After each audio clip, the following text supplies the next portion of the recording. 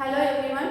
Today I am going to explain you the topic matrix multiplication method. So before entering into the matrix multiplication method topic, let me tell you why we use this matrix multiplication method. So actually, as we all know, convolution plays very important role in DSP, and this convolution can be performed by the help of linear convolution and circular convolution. We are having these two types of convolutions method. Okay, so just take two sequences x1 of n and x2 of n. These two are the two sequences on which we are going to perform the convolution operation. And just assume that L is the length of the sequence x1 of n and capital M is the length of the sequence x2 of n. So if we go with next, y of n will be the convolved sequence. Okay, after performing x1 convolution with x2, we will get the output sequence y of n. So the length of the y of n. How we can find out this length of the y of n is in linear convolution. Y of n length will be L plus M minus 1. So if we take L is equals to 3, M is equals to 2. Now what will be the length of this y of n? 3 plus 2 minus 1. That is 3 plus 2 5, 5 minus 1 4. So the length of the output sequence is y of n if we go with linear convolution. Similarly, if we go with circular convolution, the length of y of n is equals to maximum of L comma M. What this max of L comma M means?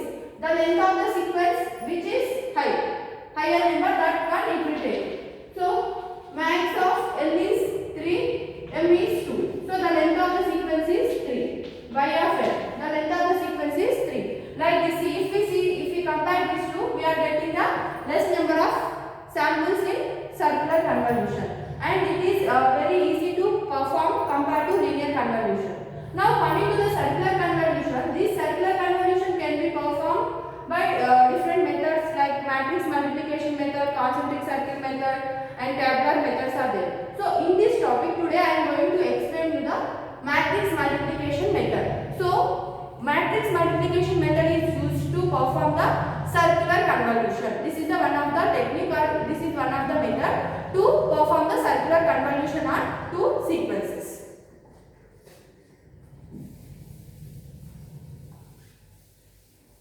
Now, just already this is a matrix. See, we have to the name itself it is saying that matrix multiplication method. So here we are going to arrange our two sequences in matrix form.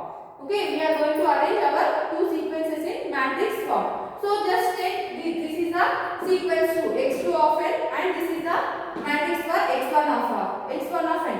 If we want, we can interchange both. Here we can take x1 of n sequence, and here we can take x2 of n. There is no difference. We can take any way. Now just think that this is the first sequence. So my first sequence is here I am writing x2 of n. x2 of n is equals to here 0, 1, 2, up to so on n minus 2, n minus 1. So my sequence length is n. My sequence length is n. So here my last sample is n minus 1. By n minus 1, for example, my sequence length is 7. So I am starting my sequence from 0. So 0 to n minus 1, 7 minus 1, 6 only I will get. Total my number of samples is 7, and here I am starting my sample with 0. Now I have to write this sequence in a matrix form, and this is circular convolution. So for that, how we are writing? We are writing first as usual our sequence starting from 0, 1, 2 up to so on n minus 1, and next starting to the next one you have to write the last sample of this two. Okay, first we have to write this sample here, and then follow the first this column like that, x2 of 0, x2 of 1, x2 of 1 up to like, and up to so on x2 of 1. So until you get the last sequence, first sequence here, same thing you have to get here, up to that you have to write, and this is the way to arrange the matrix. Either here as earlier I said, no, you can consider this x2 of n or x1 of n also you can take. Next coming to this matrix, just sequence what we have to arrange in this form, and this will be the output. This is the formula for matrix multiplication method. Now with one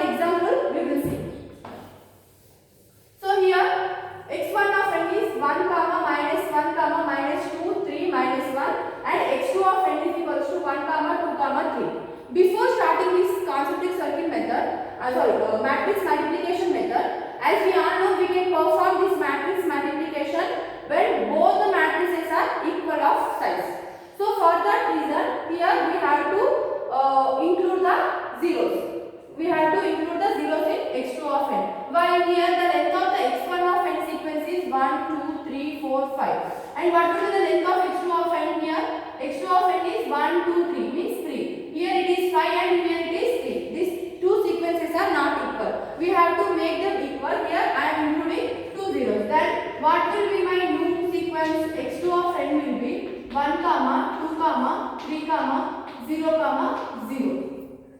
It depends upon the first sequence. And if this x2 of n is having more number of samples, if it is having less number means we have to include zeros in this sequence. Okay, overall we have to equate both the sequences. Now if we write these sequences in a matrix form. So I said no, first we are writing 1, 1, minus 2, 3, minus 1. And next we have to write this sample first. This is the last in this one. So we have to write here minus 1 and follow the sequence 1, minus 2 and 3. And next this is the last one 3 and next minus 1, minus 2. And next this is the last one minus 2, then 3, minus 1, minus 1. And next this is the last one minus 1 and then minus 2, 3, minus 1 and 1. So 1 and 1. So here we have to stop our matrix.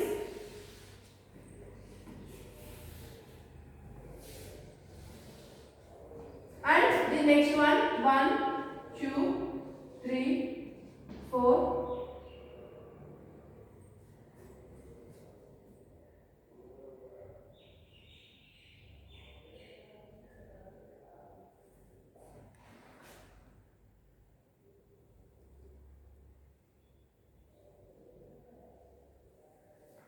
0, 0.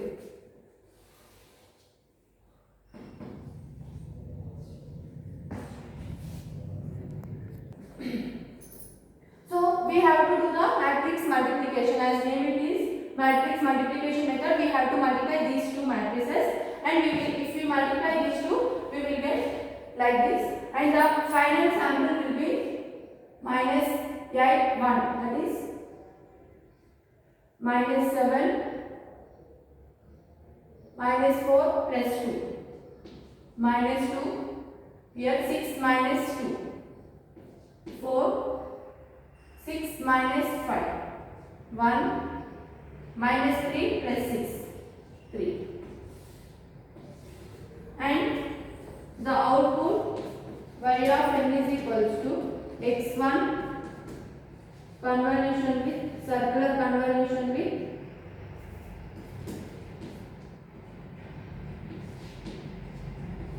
x2 of n, that is y of n is equals to minus 7, minus 2, 4, 1, 3. This is the circular convolution method by using matrix multiplication method. Thank you.